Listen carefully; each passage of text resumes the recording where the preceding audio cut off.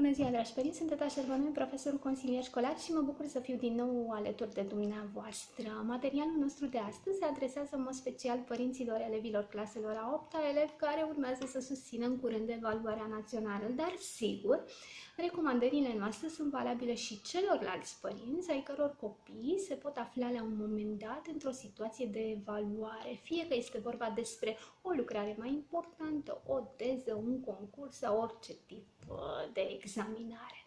Așa că astăzi vom răspunde la o întrebare izvorâtă din interacțiunea noastră directă cu părinții elevilor claselor a 8-a și întrebarea sună cam așa: cum supraviețuiesc părinții înainte de examen?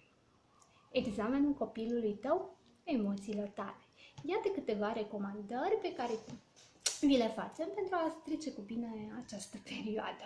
Seteați așteptări realiste. Fiecare copil are interese și capacități diferite. Din acest motiv nu este indicat să facem comparații, să pretindem rezultate ca ale altor copii și nici să cerem mai mult decât copilul poate să ofere. Păstrează calmul. Stresul tău se transmite copilului, chiar dacă nu o arată, cu siguranță adolescentul tău înțelege semnificația acestui examen și nivelul lui de stres în acest moment este destul de ridicat. Amintește-ți că stresul tău se transmite foarte ușor copilului, chiar dacă nu spui nimic. Prin urmare, analizează obiectiv temerile tale și observă-ți reacțiile și găsește modalități prin care să te liniștești. Îl poți ajuta într-adevăr pe copilul tău dacă găsește la tine o atitudine plină de calm, de optimism și de încredere. Recunoaște semnele stresului. Durerile de cap sau de stomac apar frecvent în cazul copiilor stresați. Nu am văzut nimic în fața ochilor sau mi s-a golit mintea. Sunt simptome declarate de copiii care resimt puternic stresul. Înțelege faptul că stresul înainte de examen este absolut normal. Reacțiile specifice apar la toți, chiar dacă la unii sunt mai vizibile și apar mai devreme sau alții parcă nu ar avea nimic. Stresul apare de cele mai multe ori din teama de nu a obține rezultatele pe care ți le dorești. Dar trebuie să înțelegem și faptul că stresul, ca reacție emoțională, are și un rol pozitiv, activând copilul să învețe sau făcându-l chiar să se concentreze mai bine în situația de examinare. Prin urmare, nu întotdeauna stresul este un dușman de evitat. Caută sprijin emoțional în cercul social. Atât copiii cât și părinții au nevoie în acest moment să vorbească despre emoțiile și stresul resimțit. Prin urmare, căutați în cercul apropiat oameni cu care puteți să vorbiți despre toate acestea. Prietenii copilului tău în acest moment sunt o resursă importantă pentru că îi limitează stresul resimțit. Îi pot limita stresul resimțit. De altfel, cred că ați observat că de multe ori când adolescentul se întoarce de la o întâlnire cu prieteni sau după o discuție cu prietenii, pare mai liniștit. Asta pentru că a observat că și alți adolescenți și alți colegi de noi întâmpină aceleași dificultăți sau probleme, aceleași emoții în preajma examenului. Folosește tehnici de relaxare. Acestea pot fi foarte eficiente în momentul în care anxietatea ta sau a copilului începe să crească. Chiar și înaintea examenului puteți folosi o astfel de tehnică. De exemplu, puteți asculta o muzică relaxantă care vă face plăcere. E plin internetul de surse de muzică de relaxare, timp în care stați întinși, liniștiți, respirați adânc și rar. Creierul se oxigenează atunci când se realizează această respirație profundă și se obține atât o stare de relaxare, cât și o stare de bine și chiar un nivel mai bun de concentrare. Ajută-l pe copilul tău să-și păstreze un program de odihnă și de mișcare fizică. Dacă ai un copil care tinde să se supra-solicite, amintește din când în când să iasă câte o pauză, să se odihnească și să facă mișcare. Experiența altor părinți ne arată că este foarte important să-ți menții tu echilibrul atunci când copilul are un examen. V-am pregătit aici și câteva recomandări. Ce este recomandat să faceți cu o zi înainte de examen? Mulți specialiști recomandă ca înainte cu o zi de examen adolescentul să nu mai petreacă mult timp în învățând. Sigur, recapitularea materiei poate fi de folos totuși celor care simt că acest lucru le reduce starea de stres. Asigură-te că are timp și pentru relaxare.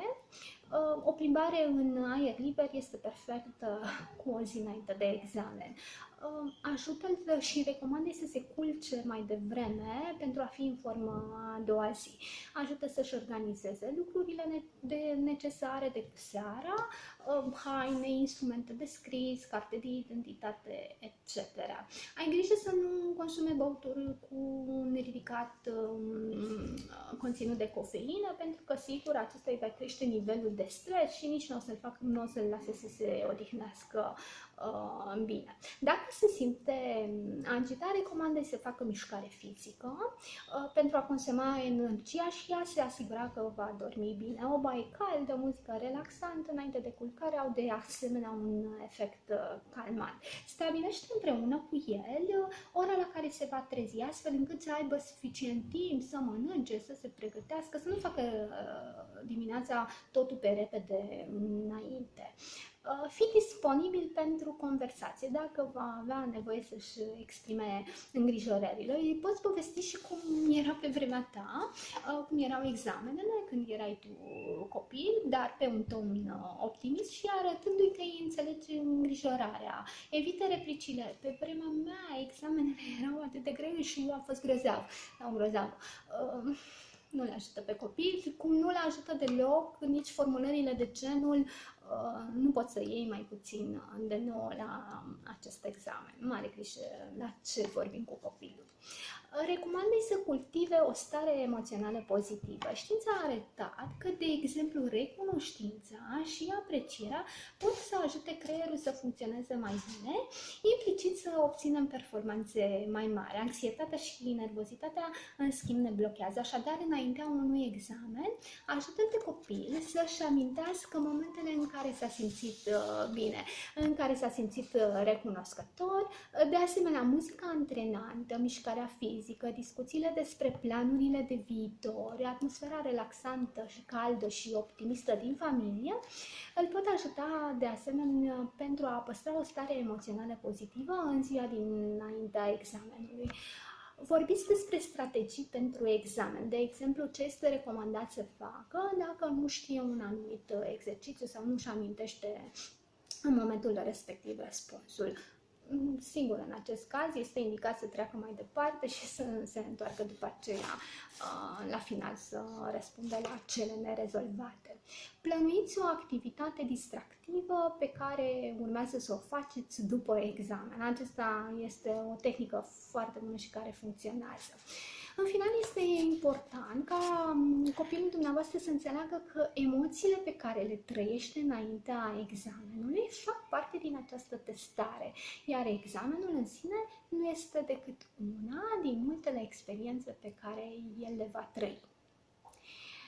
Tot în materialul de astăzi, în cele ce urmează, încercăm să răspundem la întrebarea cum îl ajuți pe copil să nu fie afectat de stresul colegilor înainte de examen. Tocmai pentru că vă spuneam că emoțiile sunt contagioase, unii copii au un nivel foarte ridicat de stres și ca să-l protejăm pe al nostru, iată câteva recomandări. Învață-l să recunoască stresul.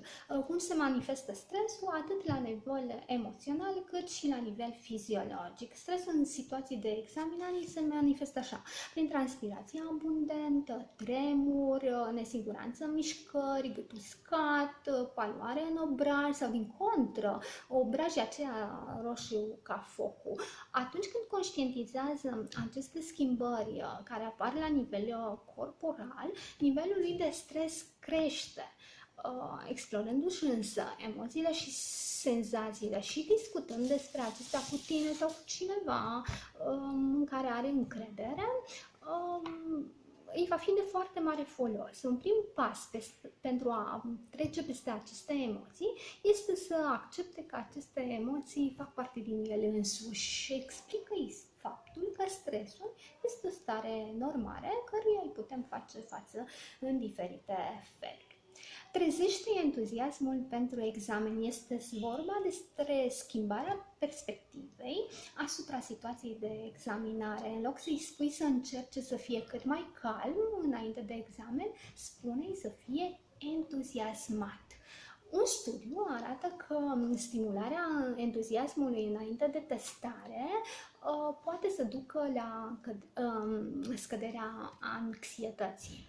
Pentru a trece de la anxietate la entuziasm, prezintă situația de testare ca pe o provocare. Examenul este o provocare pentru tine. De asemenea, dacă se simte agitat, își poate spune înainte de examen că este entuziast, nu stresat. Felul în care vorbim sau gândim despre propriile noastre emoții influențează felul în care ne simțim. Desigur, această tehnică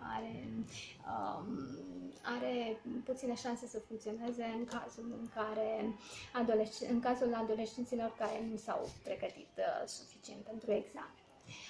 O altă recomandare: este benefic să caute un coleg sau un cunoscut cu care să vorbească și despre alte subiecte decât examenul la care urmează să participe. Mulți elevi în această perioadă, înainte examenului, sunt extrem de stresați și mai degrabă este indicat să vorbească despre altceva decât despre examen și să se îndepărteze de acea atmosferă apăsătoare.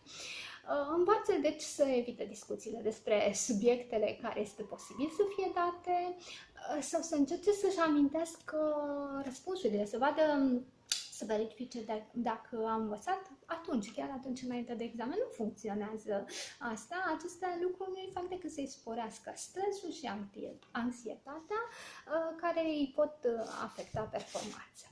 Învață să utilizeze tehnica respirației în 4 timp. Aceasta presupune să inspire aer timp de 4 secunde, să-l ține în piept tot atâtea secunde, după care să-l expire în timp ce numără până la 4. Chiar dacă la început această tehnică s-ar putea să-i se pare un pic mai dificilă, după câteva exersări totul va fi bine și se va simți sigur mai relaxat. Recomandă să-și orienteze atenția către altceva atunci când simte că stresul și emoțiile negative încep să-l cuprinde. Se poate îndrepta spre geam și respira aer curat sau poate privi, nu știu, un tablou de pe pereți și să-l privească așa în amănunt sau ilustrațiile dintr-o încăpere. Recomandă adolescentului să-și amintească un moment în care s-a simțit extraordinar de bine și un moment pe care și l-ar dori să-l retrăiască. În situații stresante, retrăirea unui moment plăcut din trecut înseamnă o reducere consistentă a nivelului de stres și o relaxare mentală excelentă. Încurajează simțul umorului al adolescentului. O glumă, un zâmbet pot face minuni într-o situație stresantă, așa că încurajează-l pe adolescent să vadă și partea amuzantă din situațiile dificile.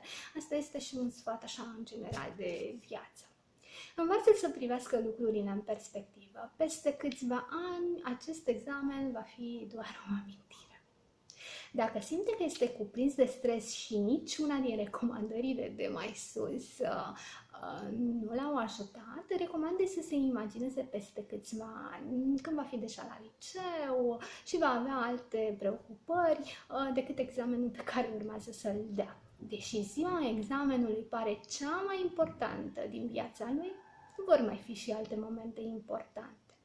Odată ce concursul a început, este bine să se concentreze pe lucrarea sa, adică să nu mai tragă cu ochiul la vecin, să vadă cât a scris, dacă a răspuns la toate, dacă a scris mai multe rânduri ca și el. Nu ajută la nimic acest lucru, din contră, se deconcentrează. Pentru a face față cu bine stresului generat de colegi înainte unui examen, este bine să-l înveți pe copil să aibă o atitudine pozitivă încă de la început. Păstrează în casa ta o atmosferă caldă, optimistă, relaxată, ajută-l pe copil atunci când întâmpină dificultăți și arată-i că ai încredere că totul va fi bine, că ai încredere în el. Eu am. Mulțumesc foarte mult pentru atenție. Așteptăm întrebările și comentariile dumneavoastră pe adresa cunoscută econsiliere@yahoo.com. Toate cele bune!